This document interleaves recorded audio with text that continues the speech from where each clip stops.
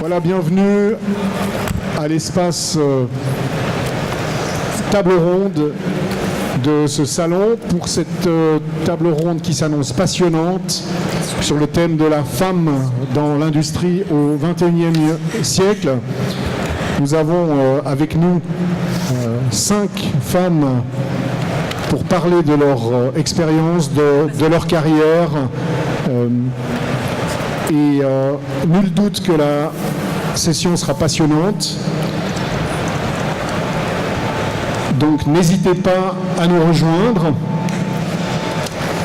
Et nous allons commencer en musique, puisque nous avons le plaisir d'avoir avec nous Madame Céline Renaud, qui est la directrice et fondatrice de JMC Lutherie à la Vallée de Joux et qui fait des produits tout à fait extraordinaires avec le bois du risou.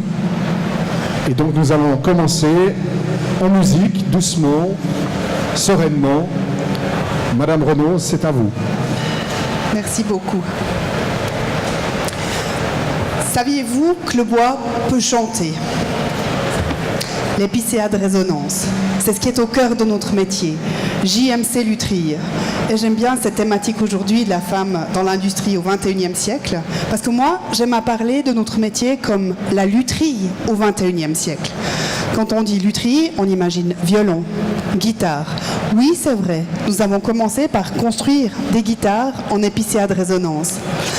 Mais très vite, quand on travaille avec un inventeur, artiste, les idées de business plan changent et on a inventé quelque chose pour lequel il n'y a encore pas de nom. Je vais l'appeler un haut-parleur instrument de musique. Alors on est spécialisé aujourd'hui dans l'audio avec des techniques traditionnelles et actuelles. Notre 3e division est consacrée à l'horlogerie. C'est aussi pour ça que j'aime bien venir à l'EPAJ, parce qu'on fait des supports de résonance pour montre à sonnerie. Voilà nos 3 métiers, la guitare, l'audio, l'horlogerie. Un dénominateur commun, l'épicéa de résonance. L'épicéa, ce sapin rouge très commun, mais c'est lui qui a été choisi par les luthiers du monde entier dans des lieux bien spécifiques pour faire les meilleurs instruments de musique au monde. On en trouve dans la forêt du Risou, à la Vallée de Joux, qui est la plus grande forêt d'Europe d'un seul tenant.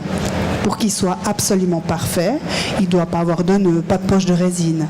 Il a poussé dans une combe, il a reçu assez de soleil, mais il a été protégé des autres de trop gros coups de vent. Et surtout, il a poussé droit. 350 ans qu'il faut attendre pour avoir un arbre qui a une dimension suffisante. 350 ans. Et encore parfait. C'est un arbre très rare. C'est un arbre sur 10 000 qui est bon pour la lutherie. Voilà ce qui est au cœur de notre métier. Alors quand je veux parler de haut-parleurs, on fait par exemple, dans une table de violon, on fait cet élément-là. Il s'agit d'une docking station purement acoustique. Ça aurait servi à faire un violon. Simplement chez JMC, nous on ne fait pas de violon. On fait des guitares, des haut-parleurs, des éléments pour l'horlogerie. Et simplement en insérant le téléphone portable dedans, on va avoir un son qui est plus fort, mais surtout plus rond, plus beau, plus chaud, plus touchant. Cette version s'est développée ensuite avec une version active, le Nomade, qu'on voit ici. Donc c'est un haut-parleur portatif Bluetooth. Dans ces 2 versions, il y a encore un haut-parleur. Mais maintenant, je vais vous présenter le Soundboard. Ça veut dire table d'harmonie dans l'instrument de musique. Et là, il n'y a plus de haut-parleur dedans. Le spécialiste aujourd'hui qui nous sonorise m'a aussi posé cette question, mais attends, il n'y a pas de haut-parleur. Ben non, c'est comme les cordes d'une guitare qu'on pose sur le bois. L'idée, c'est que ça va mettre en vibration le bois. Donc ce qu'on va entendre maintenant, c'est la vibration de ce bois d'harmonie. Et si vous voulez à la fin, vous pourrez venir le caresser. J'aime bien l'appeler bois d'harmonie parce que je trouve que ça apporte aussi de l'harmonie dans nos vies. L'idée, c'est qu'il n'y a plus de haut-parleurs. Parce qu'avec un instrument de musique, il n'y en a qu'un. C'est un violon, c'est un piano. Et le son, il n'y a pas besoin d'en mettre 2, puis il faut être assis à l'intersection des 2. Mais avec un violon, on va l'entendre partout, de loin comme de proche. En plus, on aura l'impression que les musiciens sont là. Je vais vous proposer une dégustation de son sur 2-3 morceaux un petit peu différents. Je vais demander pour plus de sécurité que monsieur va nous couper le micro pour que vous n'entendiez uniquement ce qui se passe ici. Et vous verrez jusqu'au fond. Et si vous voulez vous rapprocher, bienvenue, mais jusqu'au fond, vous allez l'entendre. Les stands voisins, avant, on a fait un essai, ils l'entendaient tous.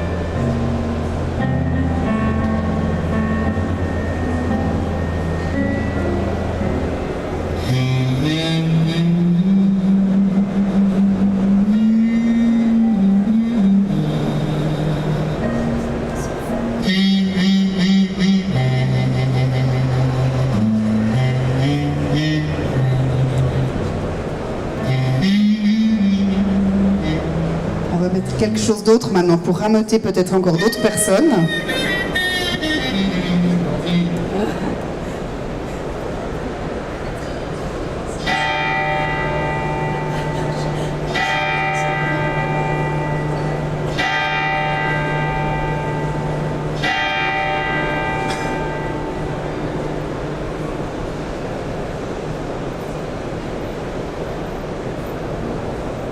Et puis une musique actuelle avec une magnifique voix.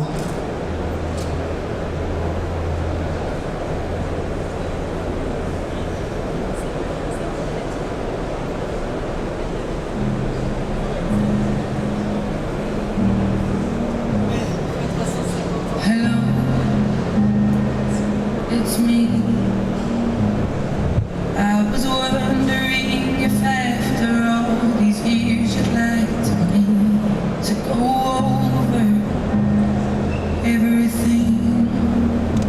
They say the time's supposed to heal you, but I ain't done much healing. Hello, can you hear me? I'm in California dreaming about who we used to be when we were younger and free.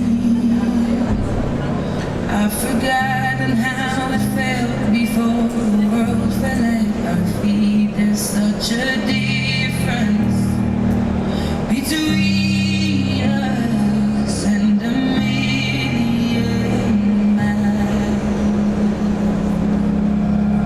Hello from the other side. I must have called 1,000 times to tell you I'm sorry for everything that. Alors malgré le brouhaha de la salle, j'espère que vous aurez senti un petit peu, vibré un petit peu avec ce bois d'harmonie. Et puis je trouvais que c'était une manière aussi vivante peut-être, avec ce bois de résonance, de commencer cette thématique qui me tient beaucoup à cœur. Merci beaucoup. Voilà, merci. Je crois qu'on peut applaudir Céline Renaud pour son enthousiasme et son sens du storytelling aussi. Hein.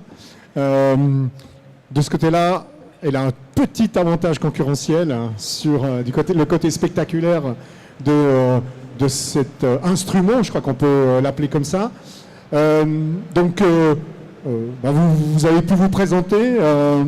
Je vais peut-être présenter rapidement, parce qu'après chacune d'entre vous pourra expliquer plus en détail ce qu'elle fait. Mais nous avons donc le plaisir d'avoir avec nous Madame Catherine Friou-Auclin, qui est directrice administrative et copropriétaire de la maison Auclin SA, dans le canton de Neuchâtel, qui fait de Berne, qu'est-ce que j'ai dit ? De Berne, qui fait du polissage. Madame Sabrina Cohen-Dumani, qui dirige la fondation Nomads, qui est spécialisée dans l'innovation, qui est un accélérateur de projets. elle nous en dira plus. Madame Marjolaine Cordier, qui est le CEO de Vardeco SA, une société de décolletage qui est basée à Develier, dans le canton du Jura. Et Madame Laurence Dumazer, qui nous vient de la vallée de l'Arve et qui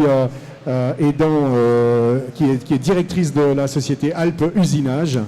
Donc voilà nos 5 femmes qui sont des entrepreneurs, pour prendre l'expression qui est chère à Céline Renaud. On va peut-être commencer par vous, Madame Dumazer. Votre expérience, votre parcours en quelques mots pour vous situer. Alors, je sais pas, vous m'entendez? C'est bon? Peut-être rapprocher un tout petit peu le micro. Vous Voilà. m'entendez mieux? Voilà. Donc, je m'appelle Laurence Dumazer, je dirige l'entreprise familiale qui s'appelle Alpes Usinage, qui est située en Haute-Savoie. On fait de l'usinage et du décolletage pour des applications notamment d'aéronautique. Donc, on est dans la petite série. Je suis par ailleurs administrateur du pôle de compétitivité Mont-Blanc Industrie, qui regroupe dans la vallée de l'Arve, enfin dans Haute-Savoie, je dirais, voire un peu plus sur la France, 300 entreprises dans le décolletage. 300 entreprises qui représentent 2,5 milliards de chiffre d'affaires et 25 000 personnes, emplois. Je suis aussi administrateur de la Caisse d'épargne Rhône-Alpes, qui a, elle, une filiale tout près d'ici, à Genève, la filiale Banque du Léman, qui est basée donc à Genève et qui est aussi à Lausanne. Voilà. Très bien, merci beaucoup. Marjolaine Cordier, vous, quel est votre parcours et votre lien comment est-ce que vous avez atterri, entre guillemets, à la direction de Vardeco? Bonjour, ça marche bien. Donc, moi, je suis ingénieure de formation. Je suis employée depuis 11 ans dans la société Vardeco. Au départ, je suis arrivée par la petite porte, juste pour aider dans le cadre d'un déménagement. Je suis ingénieure en gestion de production, donc je suis intervenue pour mettre en place un ERP et surtout aider au niveau organisationnel dans la société où je suis. Et il y a 2 ans, j'ai eu l'opportunité de prendre la direction de la société. Voilà, on est 140 employés, on fait partie d'une holding Acrotech et voilà, c'était... Très bien, on reviendra évidemment sur... il y a plein de questions déjà qui sont soulevées par le simple énoncé de vos parcours respectifs. On va rester dans les femmes qui sont directement liées à l'industrie. On terminera par vous, Madame Cohen-Dumani. Donc Catherine Friot-Auclin, vous, c'est aussi une histoire familiale. Vous dirigez cette entreprise et racontez-nous un peu quel est votre parcours. Alors peut-être juste pour annoncer le slogan qui est le nôtre, c'est alchimiste du polissage. Vous valorisez vos produits par l'excellence de notre savoir-faire. Et si on peut parler de savoir-faire, c'est que l'entreprise existe depuis 1945, 2e génération, fondée par Marius Auclin. Moi, je suis économiste de formation. Je suis issue d'une famille du milieu industriel, mais tout en bas. Mon père était ouvrier. Et donc, j'ai eu l'habitude des odeurs d'huile de coupe et d'atelier, ce qui fait que quand je suis arrivée chez Auclin, je me suis sentie vraiment, je pense, à la maison et dans mes racines. Là, je suis à la co-direction administrative depuis 1990. Très bien, merci. Sabrina Cohen-Dumani, vous aidez en fait des entreprises à démarrer. Hein, vous favorisez l'innovation. Expliquez-nous, parce que vous serez beaucoup plus précise que moi. Donc moi j'ai un parcours plutôt juridique à la base, mais avec un mindset entrepreneurial. Et cette fondation, c'est mon hobby. C'est une fondation que j'ai créée, j'en suis la présidente, c'est la Fondation Nomade. Et l'inspiration, en fait, l'inspiration que j'ai eue, c'est que la plupart des entrepreneurs de notre pays sont passés par la voie de l'apprentissage. Pourtant, l'apprentissage n'est pas du tout une voie qui est reconnue pour l'entrepreneuriat. Et les PME sont peu connectées aux services de support de l'innovation, soit par crainte, soit parce que ils sont pas adaptés aux PME. Et la fondation que j'ai créée, c'est une fondation en fait qui axe son activité, donc la fondation Nomade, qui axe ses activités et ses projets sur l'innovation et la formation. Alors très bien, c'est un excellent point de départ pour notre discussion, parce que l'accès, enfin vos parcours respectifs, il y a des questions d'atavisme des fois, mais enfin les choses ne vont pas d'elles-mêmes. Et pour les femmes, c'est parfois plus compliqué. Il y a des métiers qui sont où il y a des sortes de déterminisme. On dit ce sont des métiers d'hommes. Alors d'abord une question générale, quel constat on peut tirer aujourd'hui? Est-ce qu'il y a une évolution de ce côté-là au niveau de la formation et de l'accès à l'industrie pour les femmes? Qui veut répondre en premier? Allez-y, prenez la parole, interrompez-vous, on est entre nous. On va débattre sur le sujet.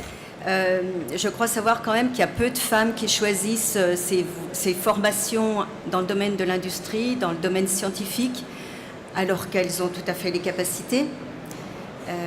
C'est regrettable, donc on est là aussi pour leur dire à ces lycéennes, à ces collégiennes que ces voies-là sont ouvertes aux femmes. Personnellement, j'ai une formation de mécanique et à l'époque, j'avais choisi cette formation très tôt, à la fin du collège. Et là, nous étions 3 filles en mécanique. Et après, au-delà du bac, j'étais toute seule. Je ne sais pas si les choses ont changé, mais il faut que les femmes viennent, parce que réellement, dans l'industrie, on est tellement en recherche de techniciens que nous ne trouvons plus suffisamment. Eh bien, les portes sont ouvertes aux femmes. On les accompagnera. Nos outils sont devenus, on en parlait tout à l'heure entre femmes, nos outils sont devenus quand même très connectés à l'informatique. Donc elles ont vraiment des possibilités dans ces domaines-là. Mais malheureusement, aujourd'hui, pour répondre à votre question, il n'y en a pas assez. Il n'y en a pas beaucoup de femmes. J'aimerais intervenir sur ce sujet parce qu'en préparant ici, j'ai regardé un petit peu les chiffres à l'EPFL. Et j'ai été étonnée de voir le bond que les étudiantes à l'EPFL ont fait. Aujourd'hui, la Suisse est citée comme un exemple en Europe par rapport au taux très important de femmes qui étudient à l'EPFL. Par contre, c'est après que ça se gâte. C'est là où on a encore un petit peu montré du doigt. C'est la suite. C'est-à-dire en emploi, avec les différents. Là, je vois pulvériser les obstacles, votre titre. Et même dans les cursus d'apprentissage, dans des métiers industriels, particulièrement ici la mécanique, vous avez très très peu de femmes. Nous, au niveau des postulants dans certains métiers, on n'a jamais de postulation de femmes. Donc peut-être sur des études supérieures, on arrive quand même à atteindre des pourcentages intéressants. Et encore, je pense que dans l'industrie, là où il y a le plus de femmes, ça va être peut-être dans le domaine pharmaceutique, mais dans le domaine de la mécanique, qui peut être un vecteur commun ici, vous avez quand même un très très faible pourcentage de femmes qui participent. Oui. Catherine Fior. Oui, j'ajouterais une chose peut-être, c'est que il ne faut pas oublier une chose historique, c'est qu'il y avait quand même une image négative de l'industrie. Il y avait quand même encore cette image de graisse, d'environnement relativement sale, d'environnement bruyant, où il fallait avoir une force physique, etc. Bon, il y a eu énormément d'évolution. Et parlant du passé, je crois que le plus intéressant, ce serait justement de parler de l'avenir de l'industrie, qui est essentiellement focalisé digitalisation, etc., et où les femmes, justement, n'auraient plus cette espèce de barrière, où il n'y aurait plus ces clichés liés. Parce que maintenant, vous allez dans des ateliers, je peux vous garantir, vous pouvez manger par terre, et dans des ateliers de décolletage qui avaient cette réputation de ne pouvez pas marcher parce qu'on glissait sur les... Pas chez moi. Les flaques d'huile. Non, mais je sais pourquoi je dis ça. On ne mangera pas par terre. Donc il y avait cette image un petit peu négative de ce milieu-là. Alors, bien sûr, on est là pour parler du présent et de l'avenir. Il y a une image aussi qui est quand même assez forte. C'est l'image d'ateliers où il y a presque que des femmes, notamment dans l'horlogerie, qui sont dans des fonctions assez répétitives, etc., qui ne sont pas tellement valorisées. Est-ce que ça, c'est aussi en train de changer ? Ou est-ce que c'est une réalité qui perdure? Les Non, femmes- enfin. Pardon, allez-y. Alors, non, c'est pas seulement une image, ça perdure, évidemment, notamment dans l'industrie horlogère, où les qualités premières qui sont demandées sont des qualités, on va dire, plus féminines, dans l'habileté, la précision, la méticulosité. Patience. Donc, c'est vrai que ça va davantage correspondre, entre guillemets, à des compétences féminines. Donc, on retrouve les femmes de fait. Oui, et j'ai travaillé une dizaine d'années dans l'horlogerie à la Vallée de Joux, dans des marques, où clairement, dans un atelier, on pouvait déterminer les goûts esthétiques du patron de cet atelier. Et dans un autre atelier, il préférait peut-être les yeux bleus. Madame Cohen-Dimani. Oui, moi je dirais que j'ai un angle un peu différent. Je pense qu'il y a des stigmas qui sont quand même très fortement ancrés dans l'enfance, très fortement ancrés dans la mesure où quand un environnement est masculin, une femme ne va pas se sentir avoir sa place. Sauf à avoir une vocation, certainement comme madame. Mais tant qu'on n'a pas 30%, et ça toutes les études sociologiques le démontrent, tant qu'il n'y a pas 30% de femmes, mais aussi, quel que soit le groupe, tant qu'il est complètement homogène, ça ne donnera pas envie à quelqu'un d'autre d'y rentrer. Et dès qu'il commence à devenir un tout petit peu hétérogène, c'est-à-dire qu'au minimum il y ait 30%, là, dans les études de genre, 30% de femmes dans un environnement, à ce moment-là, les choses changent. Donc, je déteste parler des quotas, parce que très longtemps, ça a été un débat qui a été stigmatisé. Mais néanmoins, je pense que si vous regardez dans les faits, les pays qui ont introduit les quotas sont les seuls pays dans lesquels il y a eu une véritable évolution. Et la Suisse, je m'excuse, vous parliez tout à l'heure du fait que est-ce que ça a changé ou pas, on va exactement en arrière. Oui.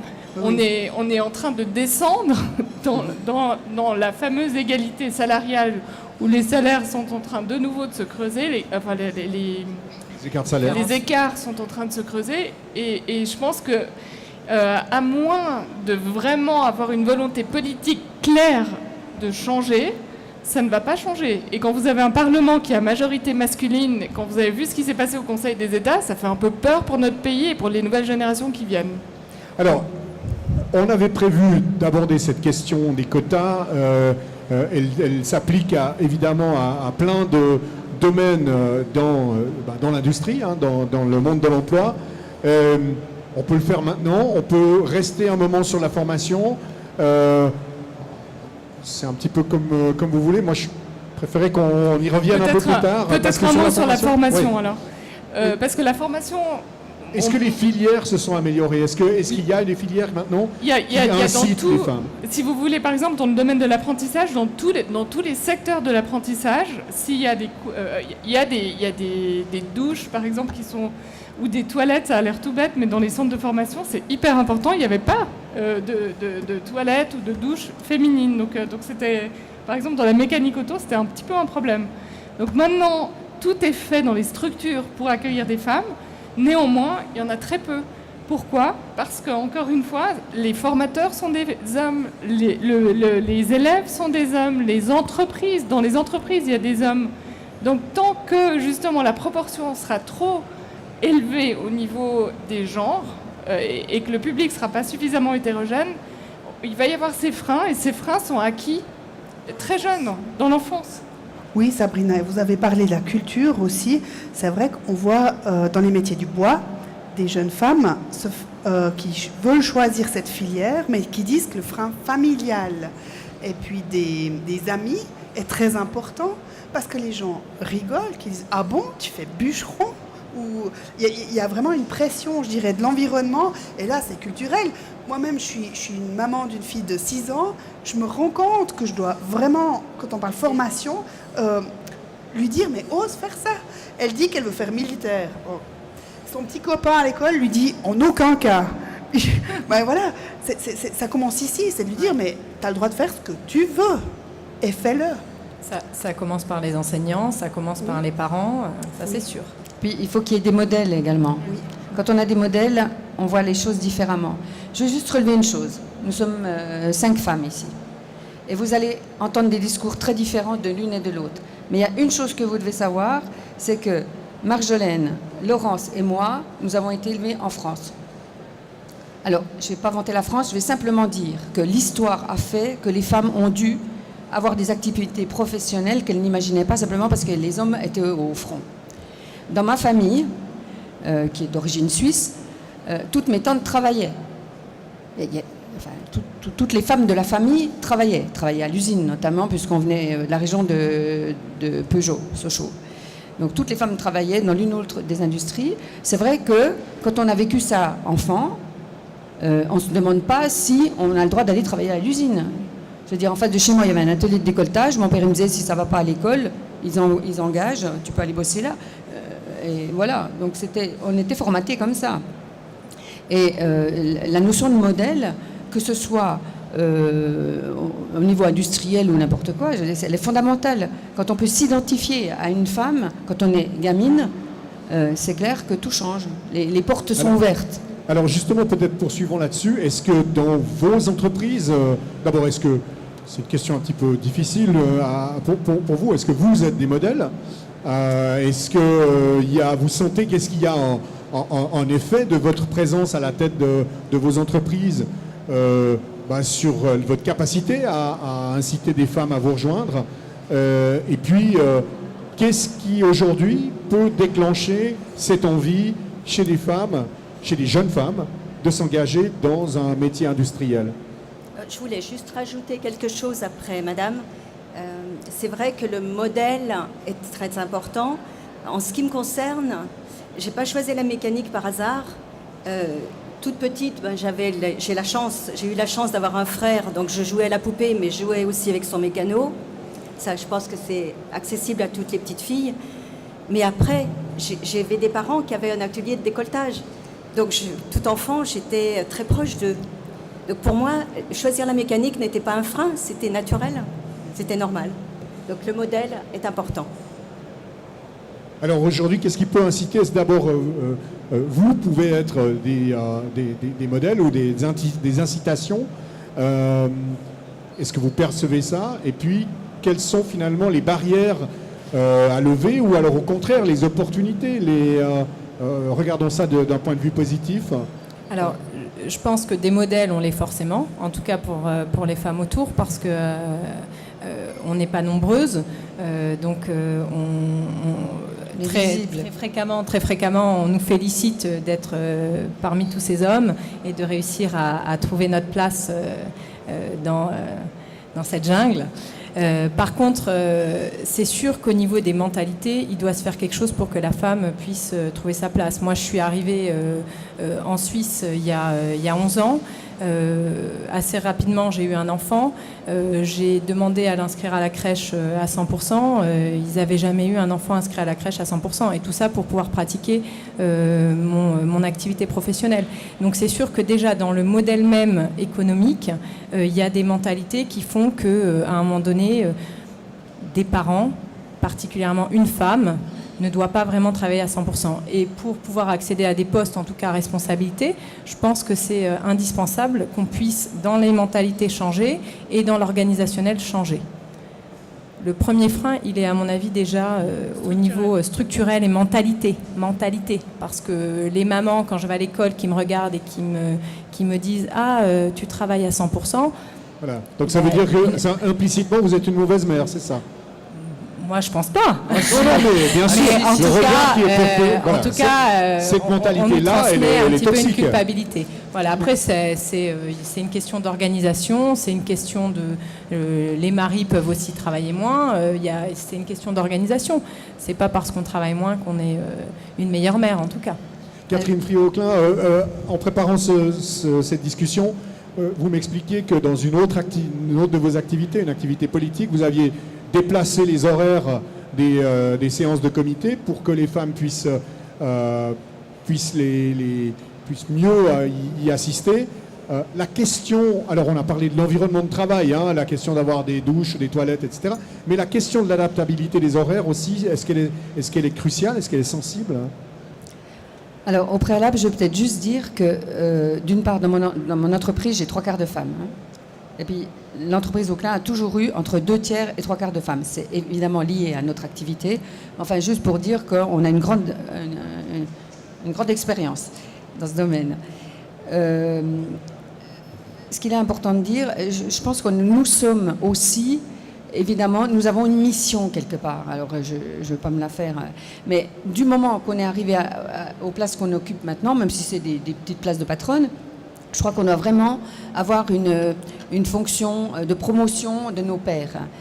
Et elles s'inscrivent forcément aussi en collaboration avec les hommes. Et c'est important qu'on le dise aussi parce que tout ce qu'on fait, nous toutes, là, on ne le fait pas contre les hommes. Et moi, je dois ce que je suis essentiellement à des hommes. D'abord mon père, paix à son âme, mais à qui je dois d'avoir eu toutes les portes ouvertes. Jamais mon père m'a dit « t'es une fille, tu ne dois pas faire ça », ça c'est la première chose. Et puis les hommes qui m'ont accompagnée dans ma vie, et les amis, etc. Donc il n'y a pas du tout d'opposition là-dessus. Mais c'est vrai qu'une femme, elle a par définition cette espèce d'appréhension d'une part, et d'autre part, elle a souvent une multitude de charges, et de charges mentales notamment aussi.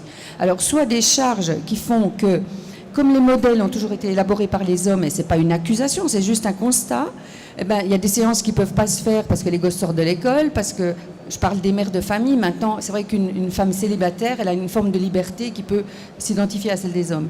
Mais dès que vous déplacez, je me suis rendu compte en dirigeant mon parti local, c'est que si on maintenait des séances après le travail à 5h30, ben, on ne pourrait pas avoir de femmes, de mères de famille en tout cas. Voilà, ils sont d'accord. Et puis, si vous déplacez des heures de comité à 8h, eh ben, les gosses sont au lit et les papas ont pris le relais, puis il n'y a pas de souci. Alors, c'est bête, mais c'est pragmatique. Et puis ça, c'est un peu notre fort chez les femmes, c'est d'être pragmatique parce qu'il faut qu'on aille à l'essentiel. Donc, si vous commencez à changer un peu les modèles qui ont été mis en place par des hommes, et c'est pas contre eux, et c'est simplement parce que c'était possible de faire comme ça, il n'y avait que ça. Si vous commencez à changer ces modèles, vous pouvez attirer des femmes. Je suis d'accord, et c'est vraiment un travail d'équipe. On dit que derrière chaque grand homme, il y a une femme, mais derrière nous, il y a des hommes. Et c'est vrai que avoir une petite fille de 6 ans, moi je donne 300 conférences publiques par année. Je fais je sais pas combien de kilomètres par année. Je ne pourrais pas sans mon compagnon. Et ça va même plus loin. C'est qu'on dit en Afrique qu'il faut un village pour élever un enfant. Moi, c'est une vallée, c'est la vallée de Joux. À la crèche, ils n'ont jamais vu une liste de 20 personnes ayant le droit d'aller la chercher. Mais c'est que comme ça que ça peut fonctionner. Voilà, le tableau Excel doit être assez impressionnant. Ouais, même pour son doudou. Où est-ce qu'il va, son doudou, quand on est une semaine à l'étranger? Madame Cohen-Dumani, vous voulez rajouter? Non, je voulais juste rajouter un élément, parce que le débat homme-femme, il est intéressant, mais je pense que la diversité est encore plus intéressante. Le débat jeune et le débat, vous voyez, des personnes qui sortent de l'université ou qui sortent d'apprentissage. Alors, les apprentis ont plus de chances, ils vont trouver tout de suite un emploi. Ceux qui sortent de l'université, la pratique actuelle veut qu'ils fassent des stages sur stage sur stage. Et il y a des freins, en fait, dans notre pays liés à l'homogénéité ou la diversité. On n'aime pas trop la diversité. Et pourtant, on est un des pays, à mon sens, qui a démontré, qui est un modèle de diversité et d'inclusion. Nos structures politiques enfin, notre modèle de structure politique est un modèle lié à la diversité. Mais quand vous regardez dans les entreprises elles-mêmes, cette diversité, elle ne se fait pas de manière naturelle. On a plutôt une tendance à engager des pairs. Alors je dirais en tant que femme, ma mission, je la vois justement dans la diversité. C'est-à-dire de créer des équipes qui sont diverses, avec des jeunes et des moins jeunes, avec des plus de 55 qui sont extrêmement stigmatisés eux aussi, et de façon en fait à avoir des équipes totalement multidisciplinaires. Et c'est de là que naît en fait l'efficacité d'une équipe. Et je pense que c'est surtout dans cette économie digitale une grande opportunité pour nous tous. C'est les jeunes, surtout de la génération Z, ont des valeurs très différentes de toutes les autres générations. Et on doit vraiment se préparer à les accueillir dans un monde peut-être industriel ou dans quelles que soient les entreprises, à accepter qu'eux, ils ont une vision très différente justement de la nôtre, beaucoup moins homogène. Alors, j'aimerais juste citer l'intervention d'une personne qui devait être avec nous, une 6e femme. Il y a une chaise vide là au bout, Madame Agnès Gabirou, qui a eu un petit accident de loisir. Elle est tombée en roller, ça arrive même aux femmes. Et donc, une petite pensée pour elle. J'espère on espère tous qu'elle se porte mieux. Mais elle parlait de la nécessité d'avoir des sponsors au sein d'une organisation, donc des soutiens, des déclencheurs féminins et masculins. Exactement ce que vous disiez. Des hommes, et elle dit les hommes qui ont des filles sont très bons pour développer des femmes. Alors peut-être vous faire réagir sur cette question. Et puis elle amène un deuxième élément qui devrait aussi vous faire réagir. Elle parle elle dit il est impératif qu'il existe beaucoup plus de solidarité et de bienveillance entre les femmes. Est-ce que ça, c'est aussi un élément important à vos yeux? Je ne sais pas qui veut prendre la parole là-dessus. De toute manière, pour embaucher des femmes, il faut les accompagner. Et bien évidemment, dans nos structures, nous, on a une entreprise qui est de petite taille, on est 40 personnes, donc on est complètement vigilant et bienveillant pour que tout se passe bien. Ça, c'est clair. Après, il y a des domaines comme la qualité, je pense, le domaine de la qualité, tout ce qui est mesure dimensionnelle des produits que l'on fabrique, suivi des exigences clients. Sur ces postes-là, on embauche beaucoup de femmes dans ces domaines, que ce soit au niveau de la mesure elle-même ou dans l'organisation, jusqu'au poste de responsable qualité. Voilà, les femmes sont très, très attendues dans ces domaines-là.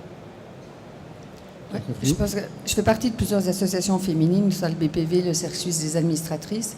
On ne peut que s'entraider parce que franchement, quand on voit les compétences de certaines femmes, on se demande juste pourquoi elles ne sont pas à des postes plus importants.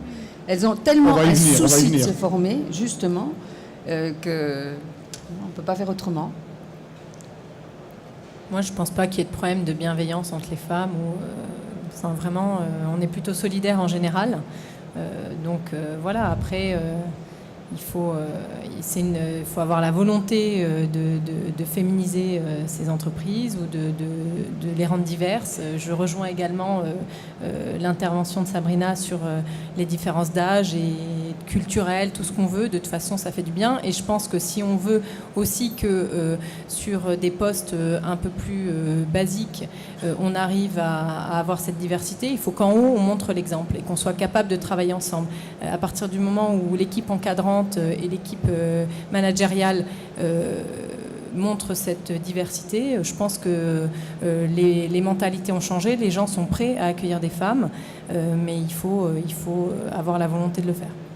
Alors c'est extraordinaire parce qu'on est de nouveau là dans une transition parfaite. On a l'impression que ça fait des jours qu'on répète cette discussion.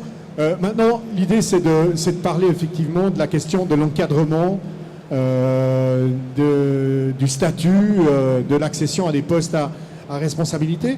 Alors d'abord, une simple question qui s'adresse à vous cinq. Une femme capitaine d'industrie aujourd'hui, qu'est-ce que ça veut dire? Qu'est-ce que ça signifie au jour le jour? Est-ce qu'il y a un élément particulier? Ça veut dire la même chose qu'un homme. Moi, je ne me sens pas femme capitaine de bateau, je me sens juste capitaine. Voilà. Par contre, c'est vrai que la position de la femme dans ce rôle-là, pendant longtemps, quand j'ai travaillé dans l'horlogerie, j'étais toujours habillée en noir avec des tailleurs, des chemises avec des lignes, très... voilà. Et je me suis dit, mais non, aujourd'hui c'est peut-être plus facile parce que j'ai un métier artistique. Je me dis, mais on a le droit d'être féminine, d'apporter de la couleur, d'apporter de la vie, et puis on ne doit pas mélanger les mots aguicheur et féminine. C'est pour moi deux choses très différentes. Et c'est déjà pour ça aussi que je vous remercie beaucoup d'avoir utilisé le mot entrepreneur, peut-être avec un E, plutôt que entrepreneuse, parce que je ne me sens pas dragueuse. Parfois, je séduis le changement, mais c'est autre chose. La question, peut-être, elle serait plus sémantique, je ne sais pas, mais qu'est-ce qu'on attend d'un capitaine? Je ne parle pas femme, homme. Qu'est-ce qu'on attend d'un capitaine? Alors, un capitaine, qu'est-ce qu'il doit avoir? Une forme d'autorité.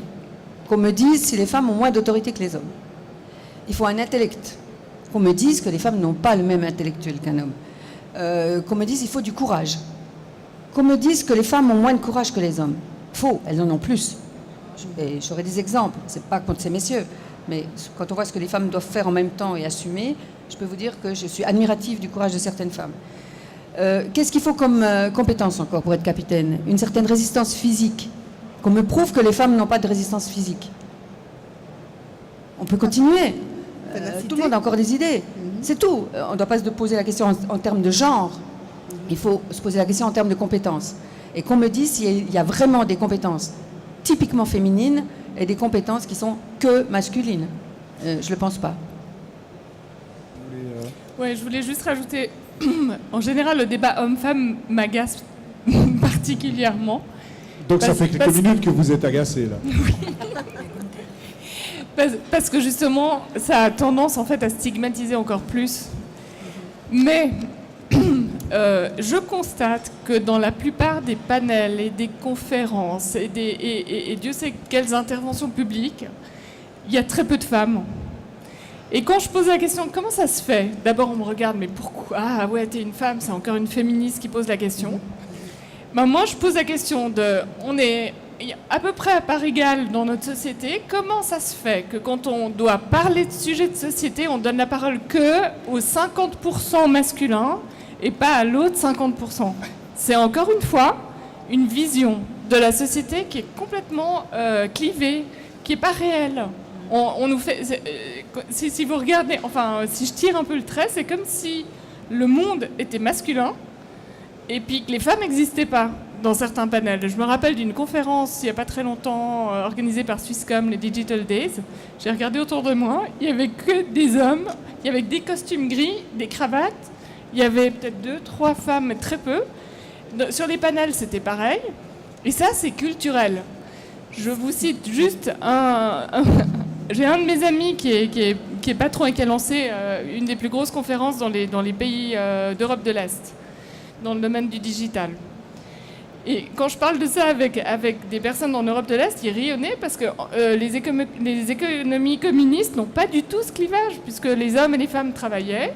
Il n'y a absolument pas de différence entre hommes et femmes. Nous, on reste une société patriarcale, très, très, très vieillotte. Oh, moi, je suis heureux d'avoir d'abord un costume bleu et pas de cravate. Mais d'où voilà. l'idée de montrer l'exemple. Vous organisez d'autres tables rondes ou... J'organise des tables rondes. Est-ce que c'est une volonté de votre part d'essayer justement d'appliquer la parité ou... Bah, absolument, oui. Okay. Totalement. On enfin, je ne vais pas faire le bon élève à bon marché. Je vais vous faire rire, mais moi je revendique le 100% féminin en réaction au 100% masculin. Absolument. Mais alors justement, je suis désolé, on va continuer d'être un tout petit peu sur ce terrain-là, donc vous allez finir bien énervé. Le plafond de verre, d'abord, est-ce qu'il est opaque ou transparent? Donc s'il est transparent, ben, peut-être qu'on arrive mieux à le casser. Qu'est-ce qu'on fait pour le casser? La conscience qu'il existe, est-ce qu'elle est là? Comment est-ce qu'on résout ce problème? Ben, c'est vrai que moi je pose souvent aussi la question dans des conseils d'administration dans lesquels je suis ou dans des séances entre entrepreneurs. Et les femmes?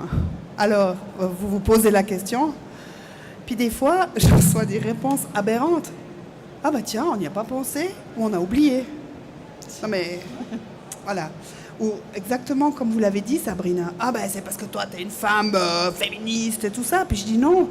Moi, j'aime beaucoup qu'on fasse attention à ça. Moi, j'aime ce côté mélange, diversité. Puis c'est pas que homme-femme.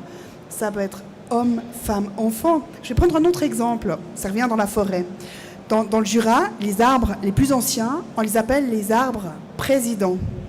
Bah, le célèbre docteur en naturologie, enfin naturobiologie, ou je ne sais pas exactement quel est son titre, Ernst Turcher, qui parle des arbres, ça le fait bondir. Et il dit, mais on doit appeler ça les arbres mères, parce qu'on doit s'éloigner de ces schémas patriarcals qui ont prouvé que ça ne fonctionnait pas, pour trouver un meilleur équilibre. Et il dit, c'est pas seulement homme-femme, c'est avec l'enfant, avec sa joie, sa fantaisie et sa légèreté. Ça me fait penser à d'autres choses aussi quand on parle culture et enfants. École aussi, on met les enfants du même âge ensemble pour apprendre, avec les mêmes intérêts. Alors qu'aujourd'hui, on sait très bien que dans le passé, on apprenait par nos aînés, par nos anciens, en faisant. C'est la communauté. Et je trouve que ça pose beaucoup de questions culturelles, effectivement, et je pense que chaque domaine a sa part de responsabilité pour essayer de casser ce schéma traditionnel, homme-femme ou patriarcal, ou voilà, pour aller vers une inclusion, puis légère et dans la joie. En tout cas, c'est ce que je souhaite. Madame Dumazer, vous vouliez intervenir. Au niveau de en France, ce qui nous a aidés, c'est au-delà des quotas, c'est la parité, la loi sur la parité, qui a donc obligé la société française, enfin, du moins les grandes entreprises, à avoir dans leur conseil d'administration autant d'hommes que de femmes. On y vient par obligation, mais on y vient tout doucement, et je peux vous dire que ça change beaucoup de choses. Alors, justement, je saisis au bon ce que vous dites. Nous y voilà, donc la question des quotas, la question des obligations, des objectifs impératifs à atteindre. Là, je recite Madame Gabirou, qui donc est là avec nous par procuration. Elle dit j'aimerais évoquer la mise en place des quotas chez Hewlett-Packard au début des années 90. À 30 ans, j'étais remonté contre la notion de quotas. À 50, je considère que c'est un excellent point de départ. Et c'est assez amusant parce que je crois pouvoir dire que tout le monde ici partage ce vécu, cette expérience. Alors, d'abord, en quoi est-ce que les quotas sont on peut appeler ça quota ou loi sur la parité, etc., ou objectif impératif. En quoi est-ce que c'est un bon point de départ, une bonne idée? Et puis, qu'est-ce qu'il faut pour qu'on puisse les appliquer ici, en Suisse, et je dirais notamment, pas seulement dans les toutes grandes entreprises, mais aussi dans les PME qui forment le 90% de nos entreprises et qui sont représentées ici. Alors, oui, je vais commencer par dire qu'au final, le quota est tout sauf une bonne idée. Et puis que la plupart des gens que je côtoie disent on n'était pas pour les quotas. Moi, j'étais pas du tout pour les quotas. Je n'étais pas contre ni pour. Je trouvais que c'était idiot d'en passer par là. Mais pourquoi on arrive à finalement dire ce sera la seule solution? C'est qu'il y a une telle inertie. Et on peut parler de l'égalité salariale quand on voit que c'est inscrit dans notre Constitution. Donc c'est un droit fondamental. Et quand on voit que depuis autant d'années, on n'est toujours pas à l'égalité, c'est qu'il y a un autre souci. Donc ce souci, pour le résoudre, c'est qu'il faut qu'il y ait un levier.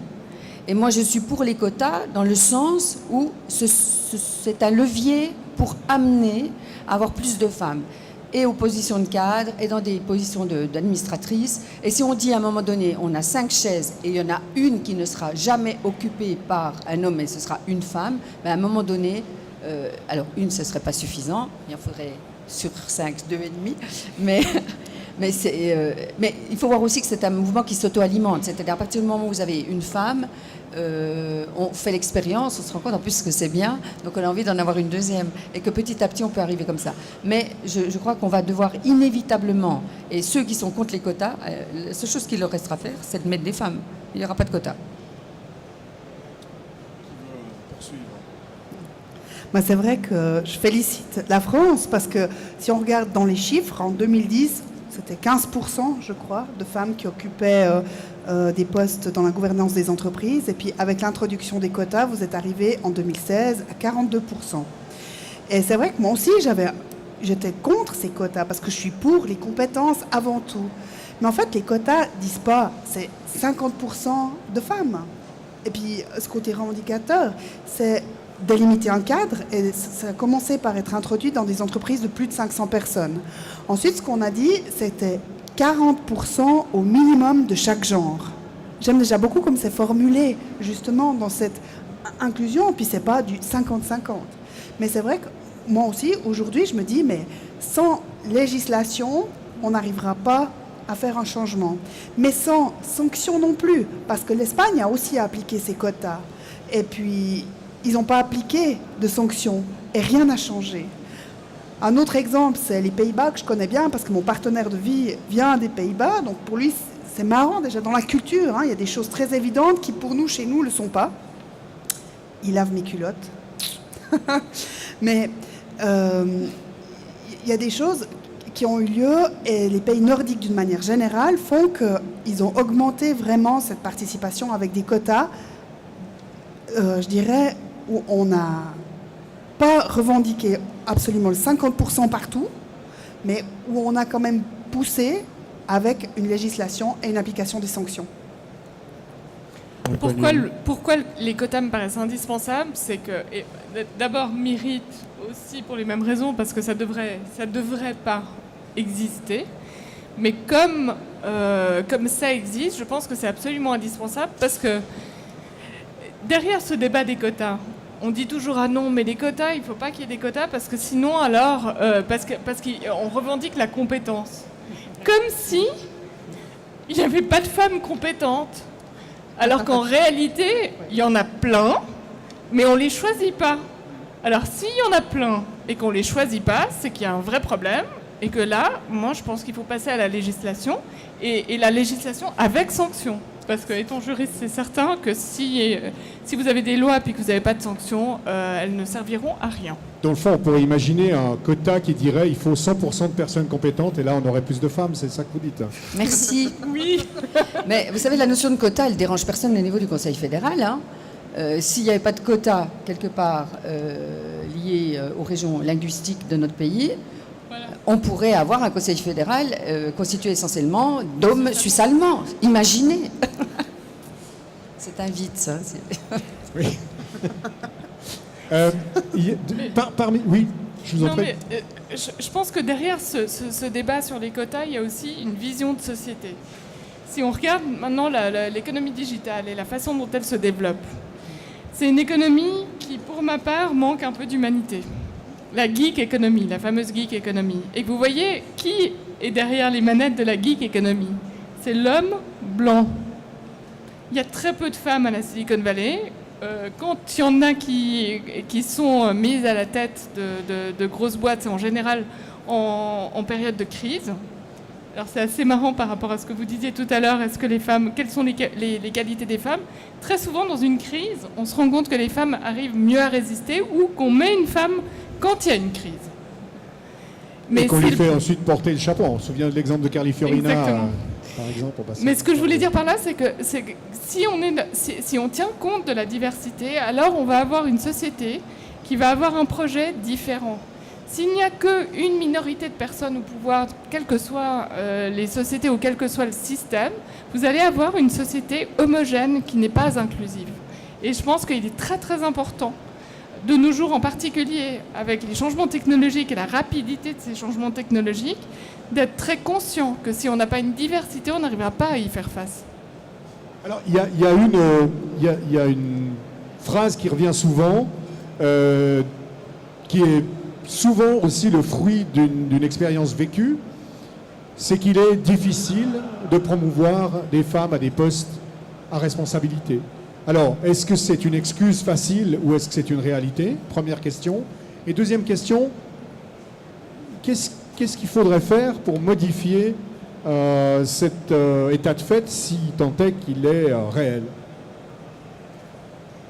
Je pense qu'il faudrait quand même aussi accompagner les femmes à prendre ces postes, à avoir le courage de se dire « oui, je suis capable de prendre cette responsabilité ». Parce que c'est un peu notre faiblesse de dire, de s'engager à ce niveau-là. Alors donc, si les hommes nous aident, nous accompagnent à prendre ces responsabilités, les femmes, elles iront. Donc ça, ce que vous dites, c'est accompagner dans le cercle privé, mais aussi dans l'entreprise. Accompagner dans l'entreprise, à prendre la responsabilité, à prendre la responsabilité, tout simplement. Parce que bon, une responsabilité, c'est lourd de conséquences. Donc quand on est responsable, on est tout seul. Hein, on prend nos décisions, on les assume. Donc ça, je pense que ça fait peur aux femmes. si elles sont, parce qu'elles n'ont pas de modèle aussi dans l'entreprise. Elles sont en avant, la mise en avant. Il faut qu'elles fassent cette... elles sont leaders, elles sont toutes seules. Donc, si les hommes autour les accompagnent à prendre ces responsabilités, elles iront parce qu'elles ont les compétences. Ouais, peut-être que, sans renier ce que nous sommes en tant que femmes, je pense qu'il faut vraiment s'inspirer de certaines réactions de nos pères hommes. Je vais vous citer un exemple par rapport notamment à la légitimité. Bien des femmes, et franchement, encore dernièrement, je me suis surprise aussi, moi, à me poser la question de ma légitimité. Ça, c'est quelque chose, c'est typiquement féminin. Ça, c'est terrible. Hein. Pourquoi devons-nous toujours nous poser la question, suis-je légitime à occuper tel poste? Suis-je légitime à intervenir dans telle situation? Et ça, on doit faire un gros job là-dessus. Et il y a aussi des hommes qui nous aident à régler ce problème. Parce que quand j'ai dit ça la dernière fois, le gars qui était en face de moi, il m'a regardé pour tout de bon, en me demandant pourquoi j'avais dit ça. Donc c'est là que je me suis dit, oups, ouais, quand même, je peux pas dire ça. Donc il y a ça. Et ça, je pense aussi que quand on peut être libéré mentalement d'un certain nombre de contraintes, notamment familiales et tout le reste, je crois que c'est plus simple de prendre des jobs à responsabilité. Parce que je crois qu'il y a assez de femmes qui font leurs preuves en matière de responsabilité, qu'elles savent prendre leurs responsabilités sans pouvoir assumer les conséquences d'un poste de haut niveau. Oui, j'aimerais juste rappeler aussi une statistique assez intéressante. Quand une femme postule dans un job, dans sa tête à elle, il faut qu'elle ait 80% des compétences. Quand un homme postule, dans sa tête, il a 30% des compétences. Donc, depuis très jeune, ce fameux plafond de verre, il est complètement intégré dans l'éducation. Nous, en tant que femmes, on se dit qu'on ne mérite pas, qu'on doit prouver beaucoup plus pour pouvoir y arriver. Et le niveau d'exigence que les femmes elles-mêmes se mettent pour pouvoir accomplir telle ou telle chose, certainement c'est des qualités féminines de minutie et de perfectionnisme. C'est culturel aussi. Et culturel, c'est vrai. Sens de responsabilité. Oui, mais font qu'on ne va pas postuler, hein. On va même s'interdire de postuler. Mais alors, peut-être posons la question à Marjolaine Cordier. Vous nous avez dit que vous aviez postulé pour ce poste de direction. Comment ça s'est passé? Non, j'ai pas postulé. Ah, vous n'avez pas postulé? On est venu vous chercher. J'étais depuis 8 ans dans la société et à un moment donné... Vous étiez une évidence. Le directeur en place était également directeur de la holding, donc il ne pouvait plus assumer la double casquette et il m'a proposé de reprendre la direction. Mais non, j'ai pas postulé. Je pense que moi, j'ai fait des études supérieures. Je suis entourée de pas mal d'amies féminines. Moi, j'ai pas l'impression que ce soit compliqué pour une femme d'avoir des postes à responsabilité. Mais il faut que ce soit une volonté intrinsèque de la femme d'y aller. Je pense que de temps en temps, il y a peut-être un petit peu moins d'ambition, un petit peu moins de désir. Alors forcément, ça viendra ou ça peut évoluer aussi si dans l'environnement il y en a plus, si nous on est vraiment des exemples, ça c'est sûr, de réussite féminine et de montrer qu'on peut en même temps concilier vie de famille, vie professionnelle, encadrement masculin, toutes des problématiques en place. Mais moi je pense qu'il faut que les hommes confirment que d'être entouré de femmes, de travailler avec des femmes, c'est aussi efficace, c'est aussi évident. Et puis, en même temps, que les femmes aient envie d'accéder à ce genre de poste. Parce que de temps en temps aussi, c'est peut-être moins une évidence pour elles et moins un désir. Mais alors, là, on peut faire peut-être le lien avec ce qui a été dit avant, en ce qui concerne les différences de traitement, les différences de rémunération. Est-ce que d'abord... Parce que c'est un peu la poule et l'œuf, hein, bien sûr. Est-ce que cette question d'ambition, c'est aussi une facilité pour ne rien changer? C'est-à-dire que les femmes ont tendance à moins exiger, à moins demander, à moins revendiquer, et donc elles font moins progresser la question de leur rémunération? Ou est-ce que c'est le contraire? C'est simplement que elles se disent tous ces sacrifices puis pour une rémunération qui n'est pas à la même hauteur. Est-ce que ça joue un rôle? Oui, moi je pense que ça joue un grand rôle. Je dirais que quand je recrute quelqu'un, je vais préférer quelqu'un qui me dit je suis pas sûre d'y arriver, mais je vais tout donner pour y arriver, que quelqu'un qui me dit pas de souci. Non, il me dit déjà souci, donc moi je me dis oups, je vais y arriver. Et je trouve que c'est la même chose. En tant que femme, on va se poser cette question de légitimité que je vois aussi. Je donne beaucoup de cours pour parler en public et les femmes systématiquement vont se la poser, les hommes peut-être un petit peu moins. Je pense qu'il faut qu'on parle plus que d'estime de soi, on devrait parler d'affirmation de soi, d'oser s'affirmer. Et puis, dans ces exemples qu'on a entendus, c'est aussi des hommes qui ont pensé à proposer le poste à quelqu'un d'autre. C'est des hommes qui ont vu ou qui ont osé, devant d'autres hommes, proposer la candidature de telle ou telle personne. Donc c'est vraiment un lien, ça fait le lien avec tout ce qui a été dit, c'est la bienveillance, c'est l'accompagnement, c'est tendre la main, proposer, y penser, se souvenir. Elle n'est pas juste en train de taper une lettre, elle a beaucoup de compétences, même si elles ne sont pas toujours visibles juste parce qu'elles sont oubliées. Et donc on travaille l'affirmation des compétences des personnes qui travaillent et qui sont dans l'entreprise. Pour rebondir sur ce que Céline dit, votre question concernant les salaires, je crois que pendant une longue période, le salaire de la femme était un salaire secondaire. Et on ne voyait la femme dans sa fonction que, d'une part, dans un cadre marié, avec un mari qui avait forcément un job plus important et plus rémunérateur. Donc le salaire de la femme, il venait souvent en deuxième position. À tel point que j'ai une amie, un jour, on lui a dit, mais au fond, votre mari gagne tellement bien que votre salaire, c'est pas si important. Voilà. Donc c'était très inclus, c'était très intégré, ça. Ensuite, il y avait l'histoire du temps partiel. Et le temps partiel qui était extrêmement pénalisant. Parce que, quand bien même, et moi j'ai des femmes qui travaillent à temps partiel parce que c'est juste pour pouvoir concilier effectivement leur vie de mère et d'adapter, diminuer leur temps, remonter leur temps quand les gamins sont plus indépendants. C'est extrêmement pénalisant à terme. Et ça, il ne faut pas l'oublier. Parce que maintenant, le modèle, c'est quand même juste. Et puis là, de nouveau du pragmatisme, c'est que 2 couples sur 3 se séparent. Donc la femme, en bout de course professionnelle, qui aura arrêté de bosser, travaillé à un temps partiel parce que c'était arrangeant pour la famille, qui aura retrouvé du travail, mais avec problème parce qu'elle a arrêté trop longtemps, retrouvé sa position de départ, etc. Au bout du compte, quand vous arrivez à la retraite, vous êtes fortement pénalisé, le splitting de la LPP, de l'AVS, etc. Donc ce thème-là doit vraiment être dans les mains de la nouvelle génération parce que nous le savons, ça, nous le voyons qu'il y a cette problématique de salaire et que rien ne justifie qu'à travail égal, une femme n'ait pas le même salaire. Et il faut forcer les femmes à discuter de ça, à en parler. Et on est encore extrêmement dans la pudeur de ne pas oser demander d'avoir un salaire identique, parce que c'est une chose dont on ne parle pas non plus chez nous. Et ça, c'est très culturel. Aux États-Unis, nos problèmes. Hein. Bon, il y a aussi quand même une évolution. Vous parliez, Sabrina Cohen-Dumani, tout à l'heure des aspirations de la nouvelle génération. On voit aussi maintenant, disons que la problématique enfin, c'est pas une problématique, non. La solution du temps partiel, elle est adoptée aussi par les hommes. C'est plus une question de genre. Et puis la multiplicité des postes, le fait qu'on n'a plus une carrière pour la vie, tout ça, tous ces chamboulements-là, c'est aussi peut-être une opportunité pour que les choses changent, non ?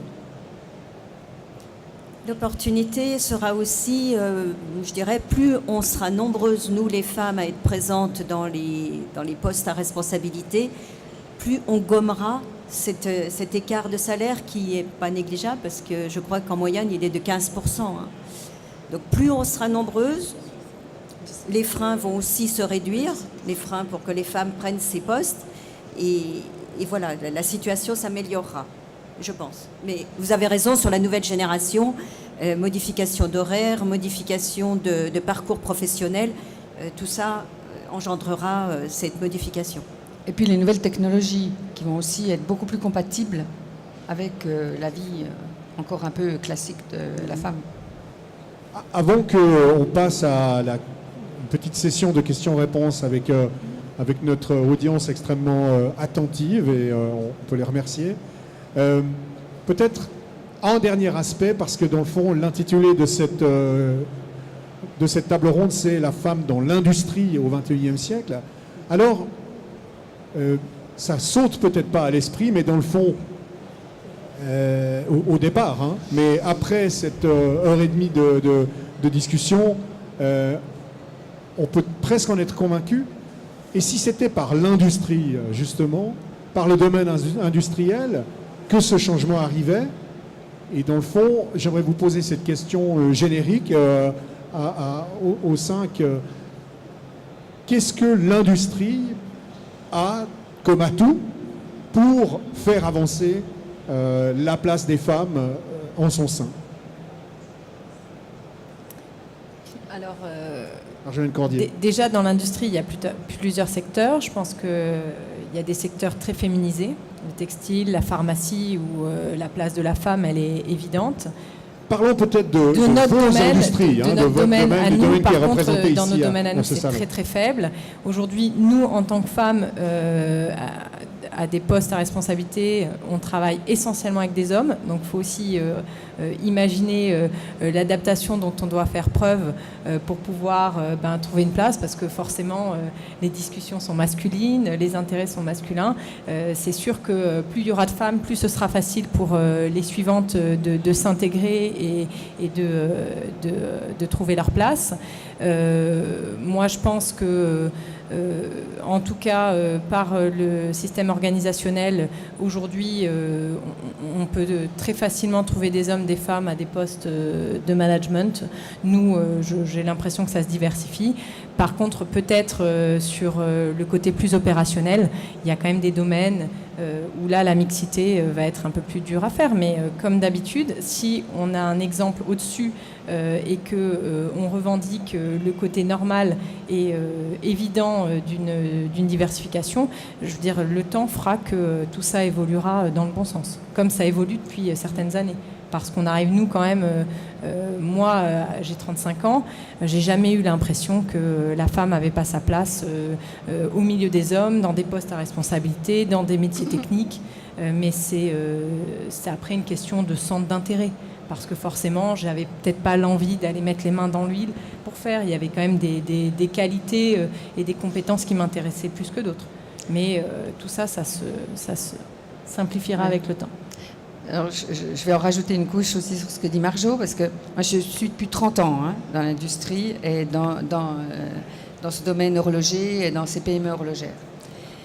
D'abord, ce qui est important de dire, c'est que dans nos métiers, on est dans des milieux très sains, je trouve. Et que quand on a des compétences, quand au niveau technique, vous avez fait vos preuves, il n'y a plus de problème. Au début, on est ici à l'EPHJ, on a été dans les premiers exposants aussi, et on expose depuis très longtemps. Donc moi, j'ai toujours fait des salons. Les premiers salons que je faisais, on était un peu plus jeunes, ça a été peut-être, mais on me demandait de servir des cafés. Quand les gens arrivaient sur mon stand, ils me demandaient si je pouvais leur servir un café. Bon, ça a duré une fois, deux fois, je l'ai pris avec humour. Ça aide beaucoup, l'humour. Ça, c'est un outil que les femmes doivent aussi utiliser. Et maintenant, évidemment que je fais très volontiers encore les cafés, mais j'ai proposé à ces messieurs de leur donner un cours de formation aussi sur l'utilisation des machines à café. Sur le café, oui, c'est ça. Voilà, ça m'a aidé. Mais enfin, maintenant, je crois que quand on est une femme dans l'industrie et quand on a fait ses preuves, on n'est plus jamais remis en question. Franchement, s'il y a d'autres femmes qui peuvent témoigner différemment, qu'elles le disent, mais je crois que, et quand Marjolaine dit qu'elle ne doute pas de son légitimité dans ce domaine, franchement, moi non plus. Et je n'ai pas les mains dans la pâte à polir, je suis à l'administration. Alors, c'est vrai que moi, ça m'arrive souvent quand je vais donner une conférence, si je suis avec mon compagnon de vie qui nous aide pour le marketing ou avec mon associé luthier, tout le monde va s'adresser à lui, à l'homme. Il est déjà physiquement plus grand, on le voit de loin. Alors, c'est vous qui donnez la conférence? Même si c'est marqué sur l'invitation que c'est vous. Ils sont venus, c'est marqué dégustation de son par Céline Renaud, directrice, blablabla. Donc je me dis, voilà. Ils ne doivent pas savoir lire. Mais il y en a qui me disent même pas bonjour. Mais alors à la fin, blablabla. Mais j'ai un autre exemple, et j'aime bien ce que tu as dit sur l'humour. J'interviens aussi souvent devant des gens du métier du bois. Alors ça peut être des entreprises de charpente, ça peut être des bûcherons. Puis je leur dis alors, en plus moi je suis une femme et je vais vous parler de bois, ça vous fait bizarre, hein? Alors ils sont là, oui. Et puis je leur dis, mais moi je fais un pari avec vous. Vous aimez le bois, c'est ce qu'on m'a dit. Et au bout de 7 heures qu'on va passer ensemble, je parie que vous allez aimer le bois encore un petit peu plus. c'est ambitieux, hein. Alors la deuxième, Mais ce qui est génial, c'est que j'ai une baguette magique en épicéa de résonance. Et à la fin de cette heure passée avec eux, ils sont tous sensibles, ils ont peut-être la larme à l'œil. Et moi, j'ai gagné mon pari. Bravo. Je pense qu'il y a quelque chose à faire aussi au niveau de la formation, parce qu'on parle de l'industrie telle qu'elle est aujourd'hui.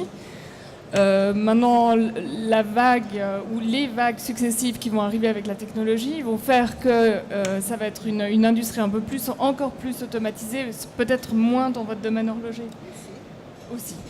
Mais je pense que, par exemple, vous voyez dans le coding, c'est une voie, le coding, qui est tout à fait adaptée aux femmes. Et une des manières de changer les choses, c'est de pouvoir massivement former les femmes au coding. Moi, je vous donne pour la petite histoire, quand j'avais 13 ans, j'avais suivi des cours, j'ai un frère jumeau, et j'avais suivi des cours de coding. Et j'étais meilleure que mon frère, mais il est devenu ingénieur informaticien. C'est pas une très bonne nouvelle pour nous, ça. Non, mais c'est dire que les gens ont la peau dure, c'est-à-dire que ça ne m'était même pas venu à l'esprit que je pouvais faire le PFL.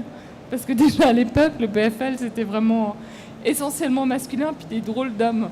En plus, ça donnait pas très envie.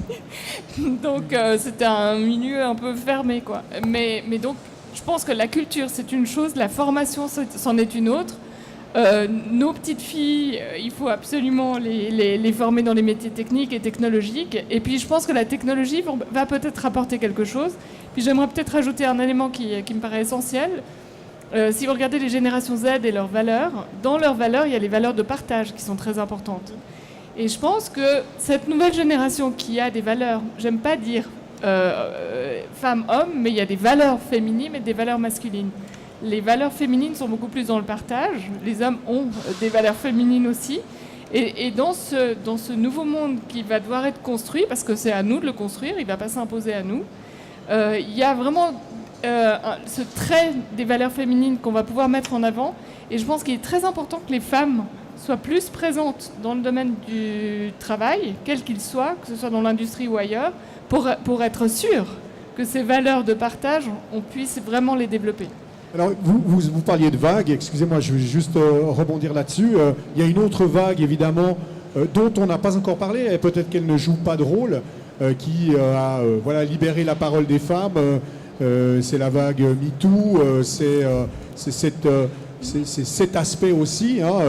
Vous y avez fait allusion, l'humour un peu gras, qui peut aussi déraper, inhiber la question pour les femmes de l'implication dans des métiers d'hommes. Est-ce que cet aspect-là peut jouer un rôle aussi? Est-ce que c'est juste un passage? Est-ce que c'est un tournant? Qu'est-ce qu'il en est? Alors, moi, je suis un peu, en même temps, pas très à l'aise là-dessus, puis en même temps très à l'aise. Parce que, d'un côté, la vertu de ce qui vient de se passer, c'est quand il y a abus de pouvoir. Après, il ne faut pas opposer homme-femme. Je pense que le deuxième point, le deuxième élément, c'est que le non soit entendu. Alors, l'abus de pouvoir, moi je dis, c'est très bien. Ces jeunes actrices qui, au risque de mettre en péril leur carrière, ont dû accepter certaines choses. Voilà, elles n'avaient pas la personnalité, elles n'avaient pas encore peut-être la force de pouvoir dire non à Weinstein ou à un autre. Et donc, elles étaient contraintes.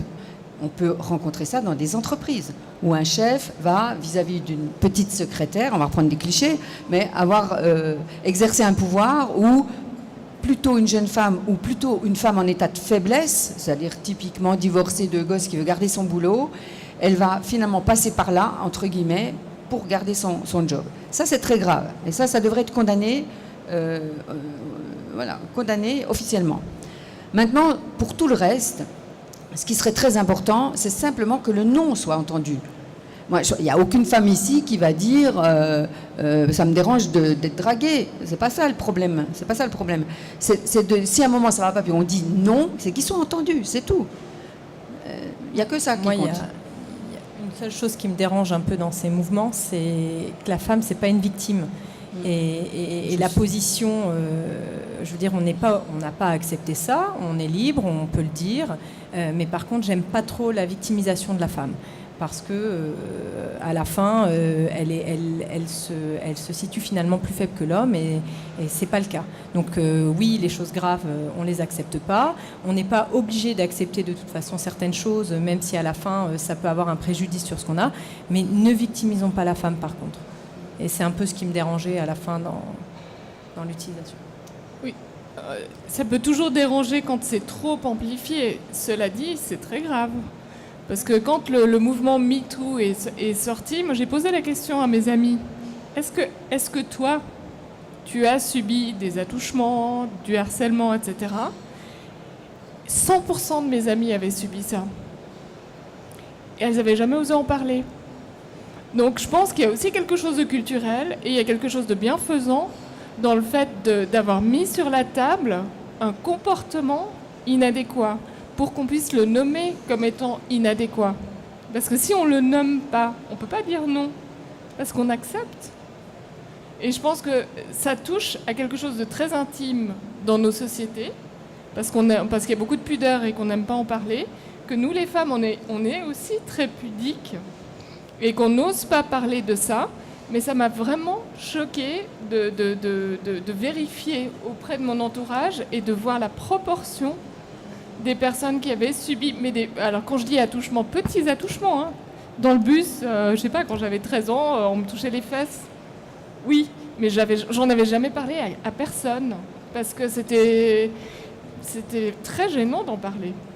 Vous voyez, mais c'est tellement admis et admissible dans notre société qu'on n'en parle pas. Mais je pense pas que ce soit uniquement une question de genre. Hein. Je suppose que des hommes qui ont vécu ça ont eu la même pudeur à en parler. Ma question portait davantage sur le fait que ce socle, ou alors ce mouvement, disons, installe une conscientisation du problème général ou de la place générale des femmes dans des univers qui sont masculins. On voit aussi d'autres mouvements. En France, il y a par exemple ce mouvement qui s'appelle Jamais sans elle, hein, qui fédère d'ailleurs beaucoup d'hommes aussi, sur la nécessité d'avoir des conférences où c'était absolument impossible de ne pas avoir de femmes, des conseils d'administration où c'est impossible de ne pas avoir de femmes, etc. etc. Donc voilà, on a un climat quand même qui est en train d'évoluer. Oui, donc ce mouvement Jamais sans elle, moi je trouve que c'est très intéressant parce que ça permet de donner de l'écoute, de la visibilité aux femmes. Et quand ce sont les politiques qui s'en emparent, bravo. Je dis bravo. C'est la version soft des quotas. Voilà. Oui, c'est la version inspirante des quotas. Aussi, bien. Voilà, merci beaucoup. On va passer à une séance de questions-réponses. Je vais me balader avec le micro. Qui veut poser la première question? Jetez-vous à l'eau. Il y a beaucoup de femmes. Hein. Ils sont où les hommes? Isabelle Durafour, stratégos et également administratrice de Auclin Polissage.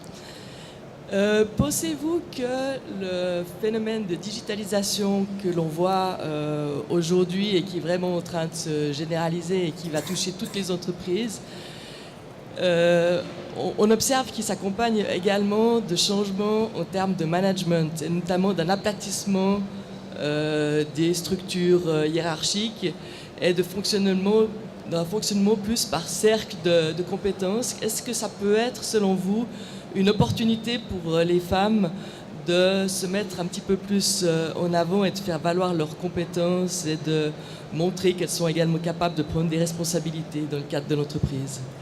Absolument, et je suis très convaincue. Je suis intervenue récemment aussi sur la journée du digital. Forcément, ça enlève déjà certains freins qui sont liés aux structures, aux horaires, aux déplacements. Et ça permet aujourd'hui, avec une internationalisation, avec le fait de travailler à distance, sous ces formes-là, de faciliter le fait de travailler peut-être le soir, après que les enfants soient couchés, ou de s'organiser différemment, de ne pas forcément devoir se déplacer, de pouvoir répondre à la fois aux exigences.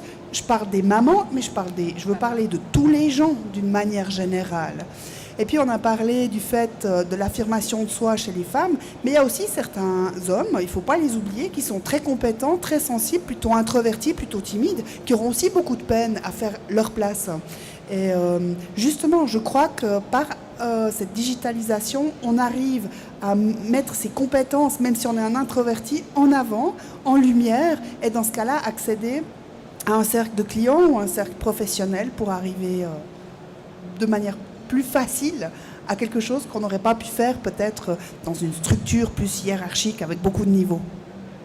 Alors, en ce qui me concerne, la digitalisation dans les entreprises de notre taille apporte de l'autonomie à chacun et à chacune. Et je pense que pour les femmes, ça leur permet d'aller chercher l'information, de comprendre d'aller les chercher les informations et d'avoir leur propre point de vue. Donc ça apporte sûrement beaucoup parce qu'il y a toujours ce fossé entre les hommes et les femmes au niveau de la connaissance de l'environnement, des informations. Les hommes ont évidemment des informations et il y a un mur entre les hommes et les femmes pour ça. Ils disent « Ah mais comment, tu sais pas ça ?» Alors que là, la numérisation, la digitalisation ouvre des possibilités nouvelles. Oui, alors on disait tout à l'heure que dans la Silicon Valley, il n'y a pas beaucoup de femmes. Alors maintenant, vous allez chercher ça. Et ça, les tablettes, tout ce qui touche à ces éléments-là, les femmes s'en sont emparées. Et c'est en plus pas passé par le domaine professionnel, c'est passé par le domaine personnel. Donc justement, pour moi, il y aura une opportunité incroyable. On parlait effectivement de la diminution de l'impact de la hiérarchie, ce qui fait souvent peur aux femmes. Je crois qu'il y a vraiment, pour le coup, pour les nouvelles générations, il y a des opportunités qui s'ouvrent qui sont énormes. Très bien, une autre question? J'arrive avec le micro.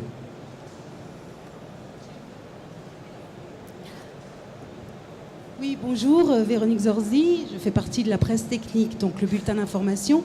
Moi, j'ai quand même une question par rapport à vous, en tant que modèle de femme, de se dire, est-ce qu'il ne faut pas mieux aller dans les écoles pour montrer vos domaines de compétences, prouver que vous êtes des femmes à la tête d'entreprise et que d'autres femmes peuvent aussi arriver à ces postes, plutôt que se dire, voyez, ici, par exemple, au niveau... Il n'y a que des femmes. Voilà, quasi, on va dire, parce qu'il y a quand même quelques hommes qui ont sorti leur féminité pour venir assister à votre conférence. Et pour essayer de changer les mentalités, de vraiment partir à la base des enfants et de leur expliquer, oui, vous, en tant que femme, vous pouvez accéder aussi à des postes à responsabilité. Mais ça, je pense que c'est très vrai ce que vous dites. Parce que ça commence en fait très jeune. Moi, je sais que pour mon cas, j'ai une mère très active et j'avais une grand-mère très active. Et que si j'avais pas eu ce modèle de femme accomplie et en même temps très investie dans son travail et dans son activité professionnelle, j'aurais peut-être pas eu autant de facilité à me projeter. Et c'est vrai que le modèle est très important. Aller dans les écoles, c'est très important. Et commencer très tôt. Je peux que aller dans votre sens. Moi, je suis aussi d'accord, absolument. On a d'ailleurs une amie commune qui a lancé Graines d'entrepreneurs, qui vient dans les écoles pour parler et insuffler ça. Je pense que c'est extraordinaire ce qu'elle fait, mais il y a tout à faire. Et tous, nous, autant qu'on est, il faut qu'on insuffle, hommes et femmes, encore une fois. Moi aussi, je suis enfant d'entrepreneurs, un couple d'entrepreneurs qui travaillaient à la maison. On travaillait à 6-7 ans, je faisais des pièces à la maison. Et c'est vrai que moi, j'ai baigné là-dedans. Alors moi, j'adore ces odeurs d'huile. Moi, j'ai travaillé avec ça. Et ça a bercé mon enfance. Puis c'est pas forcément un rôle féminin. C'est un rôle humain, entrepreneurial. Ça, c'est intéressant ce que tu dis parce que effectivement, moi, je suis dans les écoles. Je suis présidente d'un conseil d'école, d'une école de commerce à la Neuville. J'interviens dans les classes aussi, dans des réflexions qui sont sur les postulations, les recrutements, les CV. Puis aussi expert à la Haute École de Gestion. Mais je n'ai pas pensé à ça, effectivement. Alors, je ne sais pas si j'aurais inspiré l'une ou l'autre des étudiantes. Mais c'est vrai que c'est important qu'on soit... visible dans les écoles? Dans les collèges, les filles choisissent apparemment les voies scientifiques, aussi bien que les hommes. Et dès le lycée, elles commencent à avoir des freins. Et après, elles choisissent d'autres voies. Donc effectivement, il faudrait intervenir au collège et au lycée pour leur montrer que c'est possible. Vous vouliez ajouter quelque chose? Oui, juste une opportunité dans le cadre de la semaine de l'entrepreneuriat. Je ne sais pas comment ça se passe dans le canton de Vaud, mais à Genève, c'est un gros événement qui s'ouvre un peu partout. Et dans le cadre de cette semaine de l'entrepreneuriat, il y a la possibilité en fait d'organiser plein de modules, de conférences, etc. dans les écoles professionnelles ou ailleurs. Et c'est vraiment une super opportunité de montrer une femme entrepreneur. Mais pas que les femmes entrepreneurs. Je parlais tout à l'heure d'un autre stigma qui est l'apprentissage. On pense que l'apprentissage, c'est vraiment col bleu, col blanc, alors que la plupart des entrepreneurs de notre pays sont passés par l'apprentissage. Donc c'est une voie d'entrepreneuriat. Donc il y a plein de stigmates comme ça, je pense qu'il nous faut absolument briser. Et puis pour parler d'économie digitale, reprendre peut-être au bon cet élément-là. Dans quelques années, certainement, 80% des gens seront entrepreneurs. Et on devrait être entrepreneur de soi. Donc le système scolaire tel qu'il est aujourd'hui établi basé sur l'industrie du modèle 2.0, il est vraiment plus du tout adapté à l'économie qui va arriver. Et moi, ce qui me fait beaucoup plus souci, au-delà d'un problème de genre, c'est notre école. C'est vouloir à tout prix maintenir une école obsolète, complètement obsolète, non seulement dans ses structures, mais dans sa transmission de savoir et dans son organisation, continuer à la maintenir et avoir la responsabilité finalement de former des jeunes qui seront plus du tout adaptés à l'économie qui arrive. Alors on a pris note pour, ça sera la table ronde de l'année prochaine. Voilà. On vous y convoquera ou invitera très volontiers.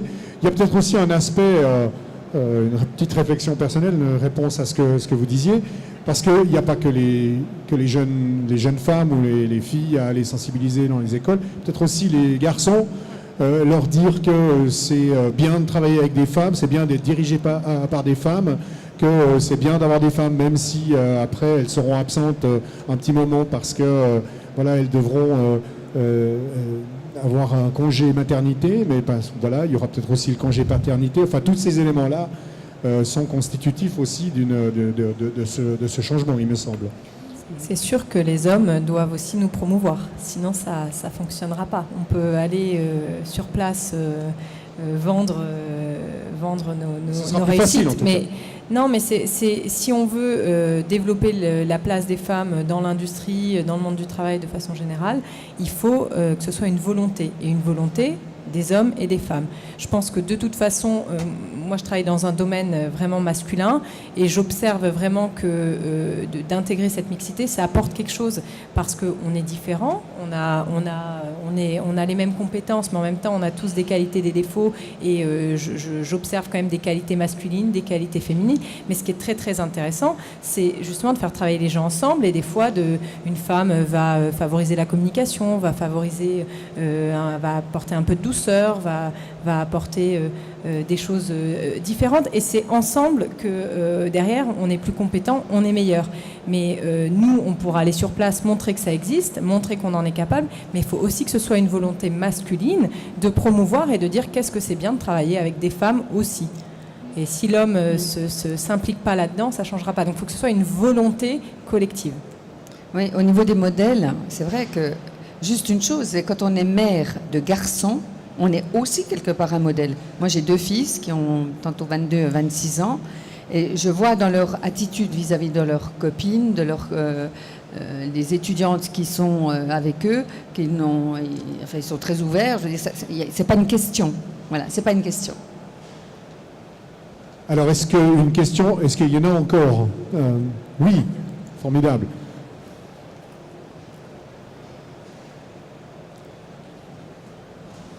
Voilà, alors une femme préfère qu'un homme lui brûle la priorité. Oui, bonjour, Nicolas Bacon, société LNB par Screening. J'aimerais avoir en fait sur l'aspect moi maintenance, en fait, je me rends compte qu'aujourd'hui au niveau formation maintenance, on a très peu de femmes et je me rends compte, de par mes études, etc., que les femmes avaient une certaine sensibilité au niveau maintenance. Et malheureusement, je reproche en fait aux formations un manque de féminisme au niveau maintenance. Je suis dans une société qui fait la maintenance d'installations de dégraissage pour du traitement thermique, traitement de surface. Et au jour d'aujourd'hui, je me rends compte par rapport aux opératrices qui des fois travaillent sur des moyens de lavage, ils ont une sensibilité légèrement différente et un aspect, j'aimerais savoir ce que vous en pensez au jour d'aujourd'hui. Alors, j'ai pas d'expérience dans la maintenance, hein, mais là aussi, dans ce domaine, il y a quand même la digitalisation qui va arriver, qui arrive, hein, donc qui va faciliter ce métier, je dirais. Et donc, de ce fait, il sera quand même accessible aux femmes. Cependant, dans la maintenance mécanique, il y a quand même toujours un problème de physique, parce qu'il faut démonter, remonter. Bon, moi, je les vois fonctionner chez moi. Je pense que c'est quand même pas facile. Mais tout à l'heure, vous disiez pourquoi dans l'industrie, on peut pousser les femmes à trouver des postes dans l'industrie, tout simplement parce qu'on en a besoin. L'industrie est en plein développement avec les nouvelles technologies. Et voilà, on a besoin de femmes. On leur offre des postes. Il n'y a pas de souci. Ouais, vous avez raison aussi qu'il y a beaucoup de femmes. Attendez, je vous amène le micro parce que... En fait, quand on recherche du personnel en féminin, en soi, sur de l'aspect donc maintenance machine, donc comme vous disiez, au jour d'aujourd'hui, il y a une miniaturisation de plus en plus des équipements et où on n'a pas forcément l'aspect physique à avoir, mais une sensibilité et des réglages. Aujourd'hui, de plus en plus sur les équipements. Je me rends compte qu'en sortie d'école, on n'a pas de personnel féminin qui est présent. C'est souvent des métiers qui ne sont pas très connus, les filles, la première chose. La deuxième chose, j'aurais envie de vous dire, si vous avez des femmes à l'interne chez vous, faites leur promotion. Ça, on l'a fait chez nous, de dames qui posaient des pièces à la Bruxelles et qu'on a formées pour être opératrices sur machine. Je peux vous garantir que quand je les ai poussées, elles étaient très craintives, elles n'avaient pas confiance en elles. Et à la fin, elles m'ont remercié quand même parce qu'elles maîtrisent tout à fait toute la technique. Donc, faute d'avoir des femmes qui sortent formées de nos écoles, je pense qu'à l'interne, dans beaucoup d'entreprises, on peut former du personnel à l'interne. Parce qu'elles connaissent déjà, elles n'ont pas cet a priori, elles n'ont pas cette appréhension. Voilà, une dernière question, madame. Bonjour, moi je m'appelle Bégonia Rodriguez et ça fait 30 ans que je suis dans l'univers horloger. Je suis conceptrice horlogère, donc j'en ai vu plein de choses. Et puis, comme vous avez dit, j'ai laissé la parole parce que c'était un homme. Non, parce que moi j'aimerais aller plus loin, c'est-à-dire de parler du non-genre. Parce qu'avant de mon temps, en 83, quand j'ai commencé l'école d'ingénieur, c'était très difficile. C'était comme on a dit, il faut aller en faire beaucoup plus, être beaucoup plus doué pour avoir les mêmes notes. Maintenant, je suis toujours dans la formation. J'ai commencé à enseigner aussi à l'âge de 24 ans. J'ai fait toujours industrie et formation. Donc, je suis dans les écoles techniques du canton de Neuchâtel, autant en école technique qu'à l'école d'ingénieur. Et maintenant, quand j'entends mes collègues masculins dire « Ah non, mais là, il faut que je fasse attention parce que c'est une fille. » Maintenant, on va dans le contraire. On les cocole, on les met dans un état comme s'ils étaient des choses précieuses. Non. Qu'on soit un homme ou une femme, on est qui on est, on a des compétences, on a des défauts aussi, et puis on va de l'avant. Et moi, c'est ça que j'ai envie de faire, c'est aller au-delà du non-genre. Aussi, un garçon, s'il veut faire sage-femme, le nom déjà, ça joue pas. Donc c'est dans les deux sens. Donc voilà, j'aimerais qu'on parle un peu du non-genre. C'est bien. Moi, je pense qu'on pourra parler du non-genre quand il y aura la parité. Parce que c'est encore... vous voyez, c'est l'étape d'après.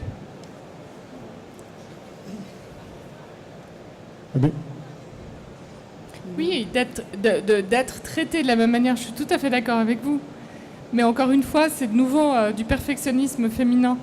On voit qu'il y a maintenant, enfin, certaines femmes dans certains milieux d'hommes, alors on aimerait vraiment qu'elles soient traitées comme un homme.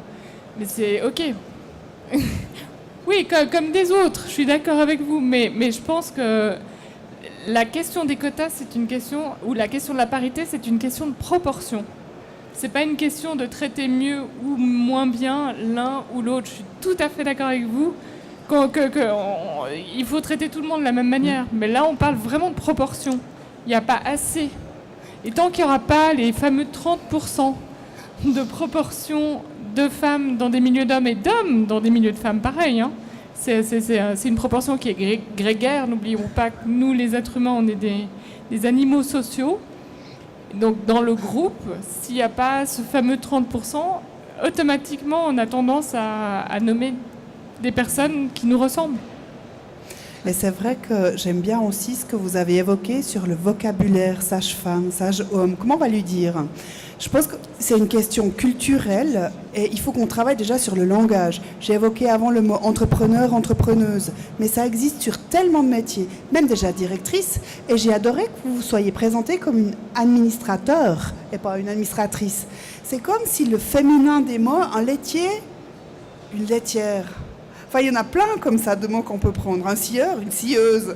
Non mais enfin, il y a énormément de mots. Et je pense qu'il faut qu'il y ait vraiment une réflexion culturelle, qu'on travaille sur notre vocabulaire pour justement pouvoir unifier dans les deux sens les mots des métiers. Et puis, culturellement, on dit une femme, elle aura plus de peine peut-être à faire de la maintenance. Moi, je ne suis pas sûre, au contraire. Moi, je connais des hommes qui ne savent pas percer. Moi, je perce chez moi, puis voilà. C'est des choses à éduquer nos enfants. Et c'est vrai que moi, j'ai acheté des objets pas roses et des objets de garçon pour ma fille de 6 ans, en lui achetant, je sais pas, un camion de pompier ou des choses comme ça, qu'elle ait le droit de s'amuser avec. Et mon filleul, qui a 2 ans et demi, je lui achète une poussette. Enfin, je veux dire, tout le monde, pour qu'on arrive là-dedans. Et je crois que ça passe par l'éducation, donc les parents, ça passe par l'école, ça passe par le langage, et bien sûr par l'entreprise. Mais il faut peut-être ces prérequis pour arriver. Il y a très peu finalement de domaines où la capacité physique est encore importante.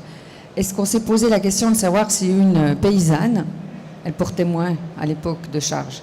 Est-ce qu'on s'est posé la question si une vigneronne, et il y en a beaucoup ici, était moins capable physiquement de faire les choses? Est-ce qu'on ne se pose pas la question, une femme peut faire une chose, un mec qui a le dos foutu, il ne peut pas le faire, voilà. Il est obligé de demander de l'aide. Je crois que c'est ça qui peut aussi, dans des secteurs où un individu, il lui manque des compétences physiques pour quelque chose, je pense qu'on peut imaginer qu'on puisse aussi voir une solidarité et s'entraider pour quelque chose. Et à deux, on est parfois plus fort, non ? Très bien, c'est une excellente conclusion à cette table ronde. On va pouvoir poursuivre les discussions en bilatéral, comme on dit. Permettez-moi de vous remercier sincèrement pour votre participation, vos propos toujours intéressants et donc je pense qu'on peut applaudir ces 5 femmes qui nous ont permis de partager leur vécu.